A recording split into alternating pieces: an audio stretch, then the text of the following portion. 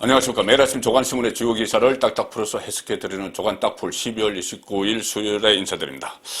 자, 오늘 아침 조간신문 중에서 아주경제 일면 톱 기사가 상당히 이 윤석열 후보 입장에서 좀 충격적입니다.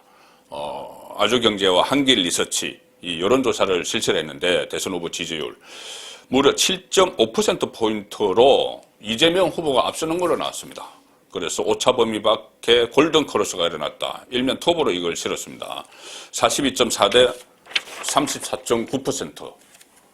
상당히 큰 차이죠. 7.5%나 차이가 벌어져서 이재명이 앞서 있다. 그동안 뭐 골든크로스, 여론조사 한 번 정도 있었나요? 한 번 정도, 제 기억에는 한 번 정도 있었는데 이것이 다시 또 골든크로스가 일어났다. 이 오차범위 밖에서 이재명이 앞서는 여론조사가 나왔다는 겁니다. 윤석열 후보가 이른바 가족 리스크를 비롯해서 야권 분열, 1일 1망언 등 3중고 블랙홀에 빠지면서 야권 지지층이 이탈한 결과로 분석된다. 아주경제 이렇게 분석을 했는데 이 분석 중에서 1인 1망언 이 부분은 좀 과도한 분석 같습니다. 망언이라는 이 프레임 자체도 그렇고 또 하나는 여기에 대해서 물론 이제 실언 논란이 있었지만 이것이 과연 결정적으로 영향을 미쳤겠느냐, 또 가족 리스크, 이 부분은 어느 정도 영향을 미쳤겠죠.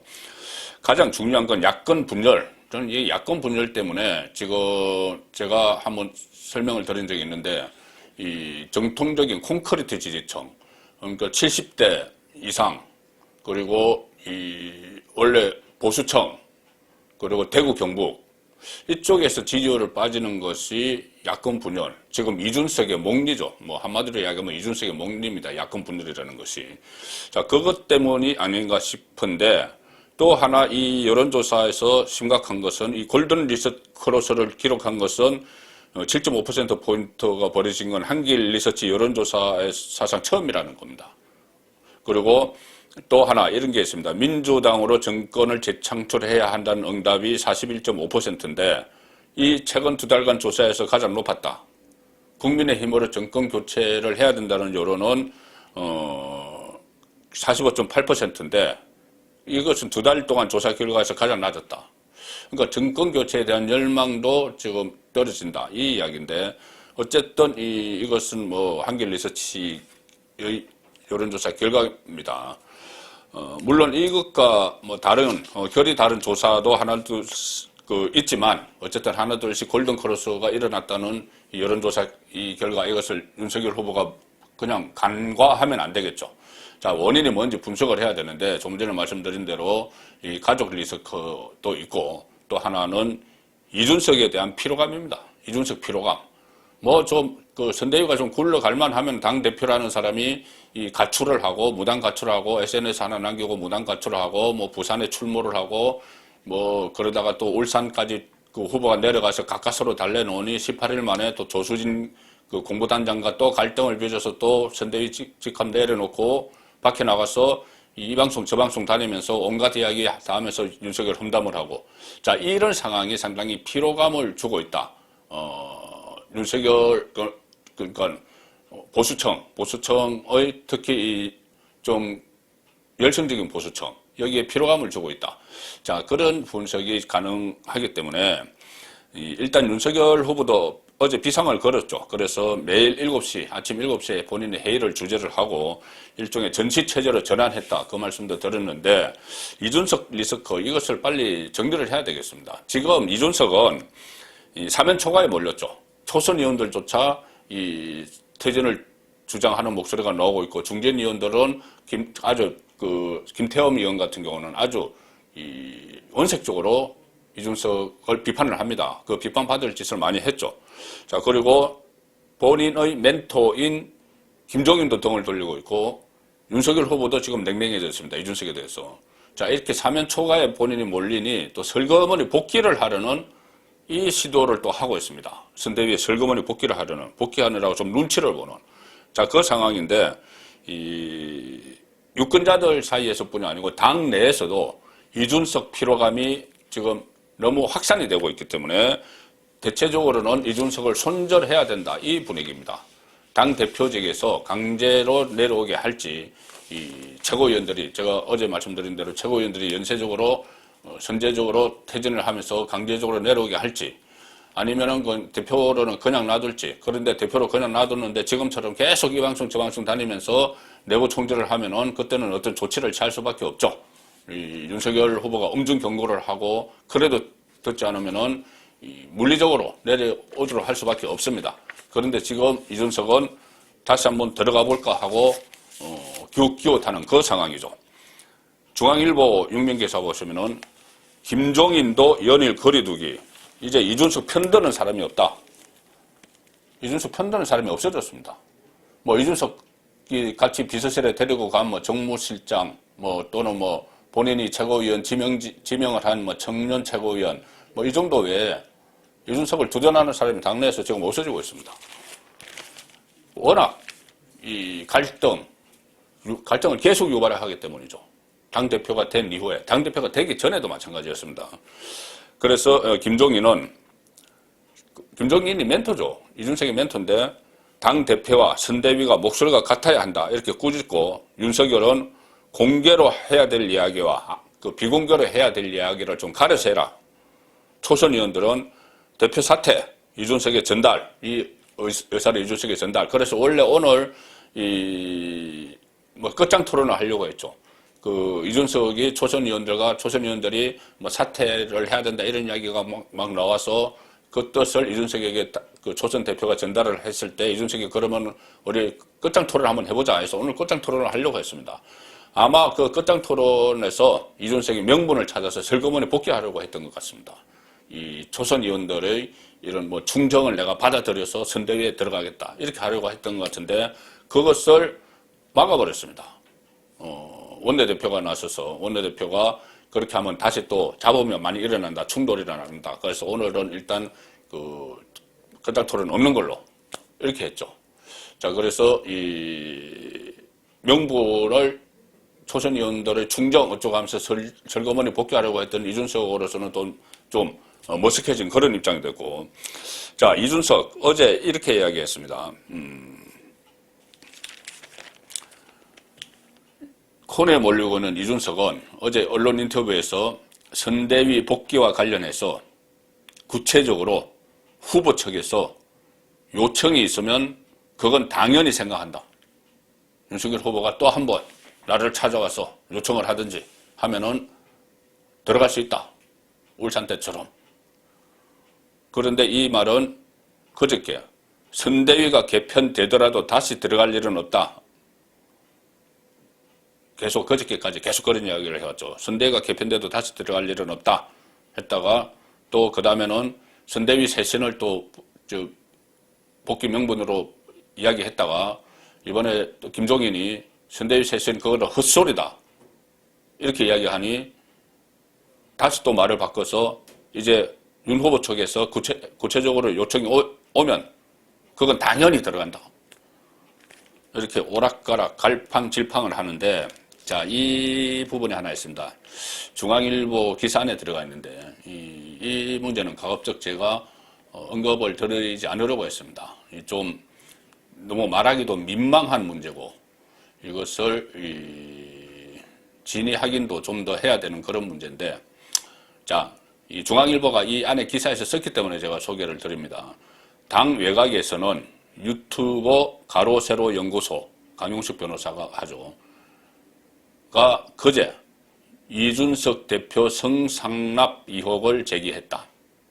이준석 대표가 성상납을 받았다는 의혹을 제기했다. 뭐 아마 다른 뉴스 보시고 아실 겁니다. 제가 이걸 직접 말씀드린 적은 없는데 일단 중앙일보가 보도를 했습니다. 자, 국민일보나 다른 그 언론의 인터넷판에서는 이 이야기들을 계속 보도를 하고 있습니다. 국민일보 인터넷판 보시면은 강용식이 또 도발했다. 이준석이 고소를 하겠다고 하니 당장 고소해라. 그리고 성상납 진실부터 밝혀라. 이렇게 이 강용석이 성상납 의혹을 집중적으로 제기를 하고 고소를 하겠다고 하니 그 실체부터 밝혀라. 이렇게 이야기를 했습니다. 이것이 만약에 사실로 드러날 경우에는 이준석에게는 치명적인 일이 될 수밖에 없는 이야기죠. 자, 청년들을 대표한다는 이준석인데 말씀드리기도 민망하지만 기사 내용은 이겁니다. 가로세로 연구소가 거제 방송을 통해서 박근혜 정부 시절, 이준석은 그때 박근혜 키저였죠. 그때 박근혜 정부 시절은 창조경제 이야기를 많이 했는데 그때 대표적인 창조경제 기업으로 꼽혔던 ICT 업체, 정보통신기술업체죠.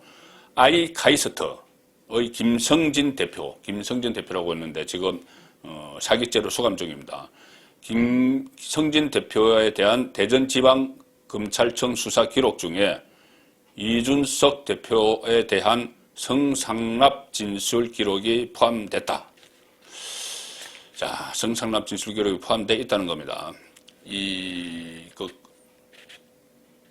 그러니까 창조경제업체 대표가 이준석이 대전에 왔을 때 이제 룸사롱에 가서 그런 이야기가 쭉 적혀 있습니다. 그렇게 이제 진술을 했다는 거죠. 진술을 했다는 겁니다. 그래서 그 김성진 대표의 진술 신빙성에 대해서 논란이 있을 수가 있는데 지금 이상하게도 이준석은 그 자체에 대해서는 부인을 하지 않고 내가 그와 관련해서 검찰 수사를 받은 적이 없다. 검찰 수사 기록에 있으면은 그 자료를 나에게 다 제출해라. 이 이야기만 하고 있습니다. 이준석이 이렇게 이야기했죠. 저와 관계가 없는 사기 사건 피의자 김성진 씨, 그 진술을 바탕으로 저에 대해 공격한 것이다. 1000여 페이지에 달한다는 아이카이스트 수사 기록 중에 발췌 없이 제가 언급된 내용을 모두 공개하라. 자료 전부를 공개하지 않을 시엔 법적 조치를 강구하겠다. 본인이 그런 사실은 절대 없다. 단연코 없다. 있다면 내가 정결하라도 은퇴하겠다 이런 말은 없습니다. 자, 이렇게 되니 강용석 씨가 그냥 오늘 당장 고소하라. 그러면서 성상납을 받았는지 아닌지부터 명확히 밝혀서 밝혀라. 지금 반말조로 막 SNS에 글을 올렸습니다. 대전에 갔는지 룸살롱에 갔는데 안 했다는 건지 이런 건 안 밝히고 어디서 고소 드립을 치고 있어. 그리고 고소 드립은 가세 연애는 안 통한다. 대표직만 가지고는 약하니까 정계 은퇴까지 걸고 고소하라. 이렇게 또 압박을 했습니다. 참 민망한 이야기지만 실제로 이런 일이 지금 중앙언론에서도 보도를 하기 시작했기 때문에 소개를 드렸는데 이것이 이 부분도 아마 이준석이 좀 본인이 그동안의 모습과는 다르게 좀 쭈그라게라도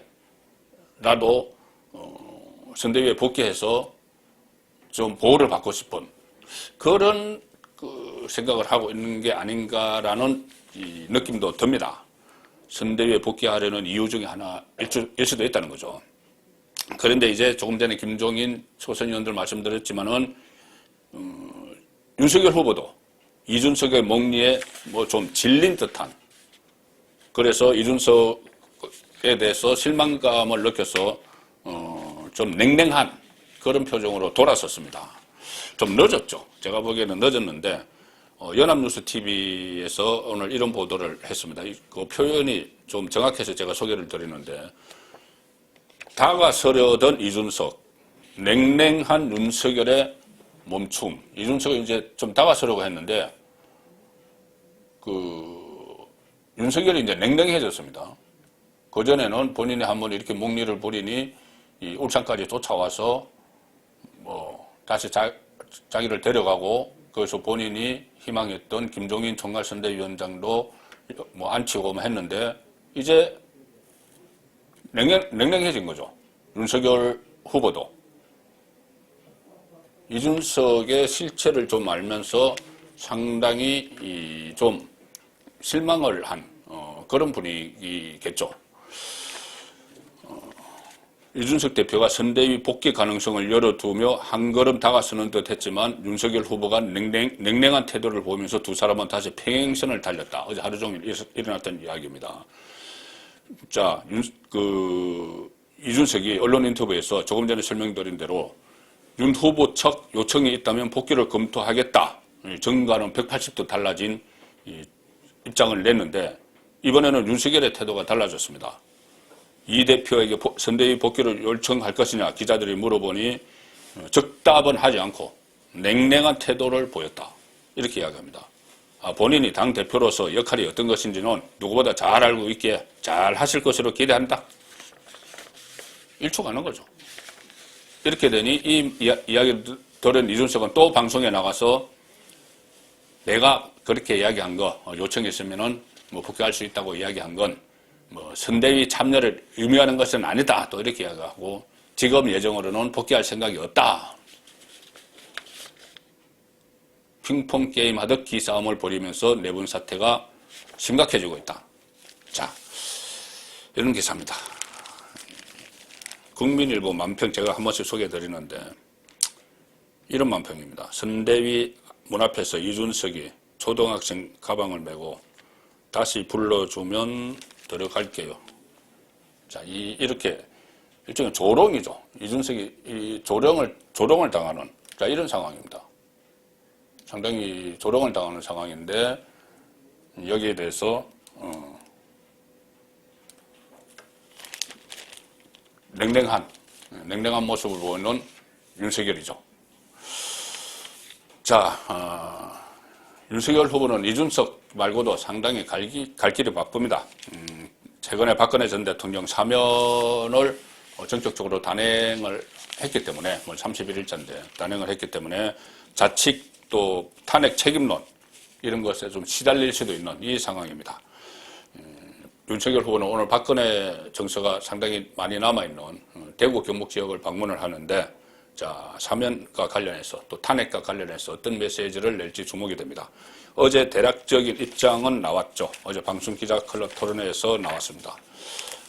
동아일보 사면기사입니다. 윤석열 박근혜 수사에 인간적으로 미안하다. 인간적으로 미안하다. 오늘 TK 찾아 보수 표심을 얻기 위한 노력들을 하게 됩니다. 오늘 내일 1박 2일인데 또 1박 2일 끝나고 나서는 충청도로 갑니다. 충청도는 유경수 여사 고향이죠. 그래서 박근혜 전 대통령 사면을 맞아서 원래 대구 경북은 원래 계획된 일정이고 충청도까지 연결을 시켰습니다. 어제 방송기자클럽 토론회에서 이렇게 이야기했죠. 박근혜 전 대통령 수사는 공직자로서 제 직분에 의한 일이었다고 하더라도 정치적, 정서적으로 대단히 미안한 마음을 인간적으로 가지고 있다. 이 이야기는 그동안 몇 차례 했습니다. 그래서 거기에 대해서 어느 정도 보수 유권자층이 대구 경북 그 유권자들도 어느 정도 수긍을 하는 자, 그런 분위기였어. 오늘 아마 대구 가서도 같은 결의, 같은 취지의 이야기를 할 가능성이 높죠. 어제 토론회에서 이런 이야기도 나왔습니다. 박근혜 전 대통령을 찾아가서 만날 생각이 있느냐? 이 질문에 대해서 제가 뵙겠다고 찾아가는 것이 그분의 건강 회복에 과연 바람직하겠느냐? 지금은 우리 박근혜 전 대통령의 조속한 건강 회복을 바랄 뿐이다. 자, 그래서 윤석열 후보는 박근혜 전 대통령을 이야기할 때 계속 우리 박근혜 전 대통령 이렇게 붙인다. 이렇게 동아일보가 분석을 했습니다. 또 특혜 일정을 마치고 충북을 방문합니다. 유경수 여사 고향 연달아 참고 있는데 박정희 전 대통령과 유경수 여사 고향 그렇지만 또 사면이 됐기 때문에 어떤 맞바람도 만만치 않을 것 같습니다. 그 29일에 내일이죠. 오늘이죠. 오늘 안동에서 우리공화당 조원진 대표를 비롯해서 친박 세력이 윤석열 후보 규탄 기자회견을 예고했습니다. 자, 그래서 이것을 또 헤쳐나가야 되는 이 상황도 윤석열에게 닥쳤고, 이준석 리스크도 여전히 남아있고, 그래서 그 지지율을 좀 반등하기 위해서 강폭 행보를 시작했죠. 그리고 김건희 씨, 부인 김건희 씨도 사과를 했는데, 대국민 사과를 했는데, 문재인 정권 주변에서는 윤석열보다 김건희 씨가 약한 골이라고 생각을 하고 집중적으로 공격을 하고 있습니다. 대국민 사과를 했는데도 전방위적으로 압박을 막 하고 있죠. 자, 이 대선에서 후보 부인에 대해서, 배우자에 대해서 이렇게 전방위적으로 하는 건 저는 처음 봅니다. 6번 대선을 취재를 했지만. 이것은 윤석열 후보는 뭐 고발 사주 몇 가지 이렇게 건드려 봤지만은 큰 게 나오지 않으니 부인을 허점이 많다고 판단을 하고 후술하다고 판단을 하고 집중 공략하는 것이죠. 이번에는 박범계 법무부 장관까지 나섰습니다. 법무부 장관까지 수사에 관여를 합니다. 이것은 월권이고 선거법 위반이고 관건 선거 의혹이 그 논란이 충분히 가능한 거죠. 조선일보는 이것을 일면 톱으로 보도록 했습니다. 김건희 수사 가이드라인 준 박범계. 김건희 씨 수사에 대해서 가이드라인을 줬습니다. 김건희 지금 2가지 수사를 받고 있죠. 받았죠. 지금 거의 뭐 혐의 드러난 게 없어서 뭐 어떻게 처리도 못하고 어정쩡한 상태인데, 하나는 그 도이치모터스 주가 조작 의혹 사건, 또 하나는 코바나 콘텐츠 그 협찬 의혹 사건 2가지인데, 자, 검찰은 수사 마무리를 했지만 아무 결론도 못 내리고 있습니다. 뭐가 나온 게 없으니. 자, 그런데 이 주가 조작 논란에 대해서 박범계는 전주로서 참여했지 않느냐. 김건희 씨가 전주, 그러니까 돈을 투자했지 않느냐. 국민 의혹에 합당한 결론을 내야 된다. 이렇게 이야기했습니다. 자, KBS 인터뷰에서 했습니다. 박범계 법무부 장관이 그분은 전주로서 상당한 금액이 참여가 돼 있다. 이 부분에 대해서는 저는 검찰이 국민적 의혹에 합당한 결론을 내야 된다고 생각한다. 그리고 협찬금, 코바나 콘텐츠 협찬금 의혹에 대해서도 일부 무혐의가 났죠. 거기에 대해서 공소시효 쫓겨서 증거 수집이 불충분했다. 검찰을 이렇게 나무라는 겁니다. 자, 검찰이 1년 넘게 수사하고도 결론을 내리지 않은 사건을 두고 법무부 장관이 기소하라는 취지로 검찰을 압박한 거죠. 이 도이치모터스 이 주가 조작 의혹 사건에 대해서는.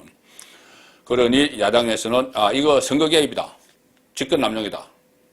박범계 사퇴하라. 이렇게 이야기를 하는데, 자, 박범계 장관의 이 말이 얼마나 문제가 있냐면은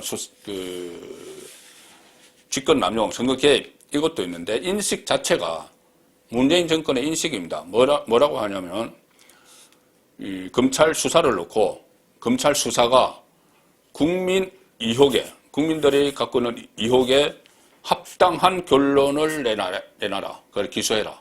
국민들이 의혹을 갖고 있기 때문에 거기에 맞춰서 이 이야기인데, 이 국민이 어느 국민입니까? 자기 편 국민들을 이야기하겠죠. 그리고 또 하나, 아니 검찰이 사법적 혐의를 가지고 합당한 결론을 내야지 국민 의혹을 가지고 합당한 결론을 내라. 우리 편 국민 의혹. 여러모로 수사하라는 이야기죠. 김명수 대법원, 이 박범계는 판사 출신입니다. 판사 출신, 법조인이 이런 이야기를 합니다. 그런데 그 판사의 수장인 김명수 대법원장도 정권 초기에 그런 이야기를 한 적이 있죠. 이 국민 눈높이에 맞는 재판을 해라. 그래서 여론 재판하란 말이냐 이렇게 싸늘한 반응을 받은 적이 있습니다. 이때도 국민 눈높이에 맞는 재판, 국민이 어느 국민이냐? 자기 편 국민들이야. 자기 편 국민들 눈높이에 맞춰라. 그리고 판사가 법과 정의에 의해서 재판을 하는 것이 아니고 여론에 따라서 재판을 하라. 자기 편 여론에 따라서. 그 이야기를 하는 것이죠. 그런 인식이 정권 초에 김명수가 했는데 지금 정권 말에 박범계 법무부 장관이 똑같은 이야기를 하고 있는 겁니다. 자, 어쨌든 이 윤석열은 여러 주변 상황이 상당히 불리하게 돌아가는 속에서 이런 지지율 조사도 좀 좋지 않게 나오고 또 여러 가지 리스크도 있는데 앞으로 지지율을 반등시킬 수 있다는 긍정 여건도 하나 발견됐습니다. 자, 오늘 마지막으로 소개해드릴 기사인데 조선일보 6면입니다. 5년간의 진보 우위가 무너지고 중도 우위로 돌아섰다. 이게 뭐냐면은 갤럽이 이념조사를 합니다. 유권자 정치 이념조사를 하는데 해서 매달 발표를 하는데 2016년 탄핵 국면 때부터 이 보수 진보의 지형이 뒤바뀌었습니다. 그 27년에 문재인 정권이 들어서고 나서 쭉 진보가 우세했는데 이4.7 서울시장, 부산시장 선거를 기점으로 해서 점점 과거로 다시 돌아가기 시작을 했다. 그래서 지금 중도가 가장 많아졌고, 이 보수가 그전의 그 위치를 되찾아가고 있다. 이 기사입니다. 뭐 수치를 일일이 읽어드리기보다는 전체적인 그 맥락을 보면은 12월에 실시한 주간 여론조사를 통합한 월별 집계를 보면은 주관적 이념 성향을 물었을 때 중도가 34%, 보수가 28%, 진보가 23%였습니다. 자, 이것이 이 총선 때, 작년 총선 때, 그리고 대선 때, 2017년 대선 때 보면은 진보층이 중도층, 보수층보다 훨씬 많았습니다. 그런데 지금은 진보층이 이 중도, 보수에 밀려서 23%, 대선 때는 무려 37%였고, 작년 4월 총선 때도 33%였는데, 이것이 진보가 23%로 10%포인트 이상 내려앉았습니다. 그렇다면 결국 중도, 보수 쪽에서는 윤석열 후보가 뭐 압도적으로 유리할 테고, 중도에서도 지금 중도가 이렇게 늘어났다는 것은 보수에서 이탈한 게 아니죠. 진보에서 이탈한 거죠. 그러니 문재인 정권의 실정, 5년에 걸친 실정에 실망을 한, 이 진보의 민낯에 실망을 한, 이런 정치권의 진보, 정치 진보에 실망을 한 진보 유권자가 이탈을 해서 중도에 앉아 있다고 봐야 되기 때문에 이 윤석열이 하기 나름에 따라서 윤석열에게 표를 줄 가능성이 높습니다. 그래서 이런 부분은 윤석열이 충분히 지지율을 반등시킬 수 있는 주변 여건이 되는 것인데, 다만 지금 이준석 문제는 깔끔히 좀 해결을 하는 그런 결단력을 보여줄 때가 아닌가 그렇게 생각됩니다. 조간 딱풀이었습니다.